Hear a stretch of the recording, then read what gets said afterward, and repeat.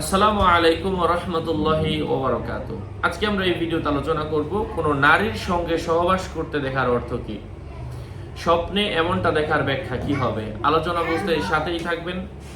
এখনো যারা চ্যানেলটি সাবস্ক্রাইব করেননি সাবস্ক্রাইব করতে ভুলবেন না। ভেরিফাই চ্যানেলের ডেসক্রিপশন বক্সে ক্লিক করলে পেজ এবং আইডি আসবে। এটা ছাড়া আলাদা অন্য কোনো পেজ নেই, আইডি নেই, ইমো নেই, হোয়াটসঅ্যাপ নেই, টিকটক নেই। নাম ছবি দেখে বিভ্রান্ত হওয়া যাবে না। প্রত্যেক ভিডিওতে আলাদা আমি সাবধান করি, সতর্ক করি। কোনো নারীর সঙ্গে সহবাস করতে দেখা সে ওই নারীর মালিক হওয়ার সম্ভাবনা রয়েছে, অথবা তার উপরে ক্ষমতা অর্জন হবে, অথবা মহিলা তার দিকে তাকিয়ে হাসছে অথবা এগিয়ে আসছে দেখলে পুরুষটির অবস্থার প্রতি লক্ষ্য করা হবে।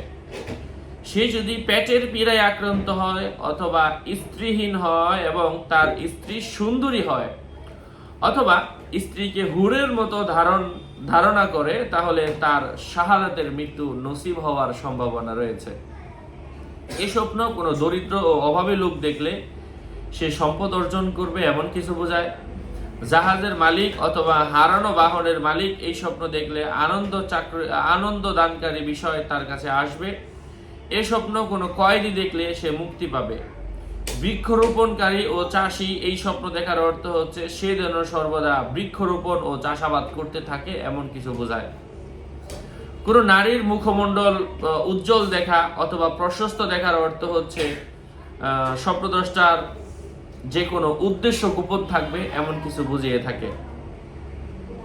কোনো মহিলাকে পুরুষদের মাঝে দেখার অর্থ হচ্ছে ফিতনার আলামত।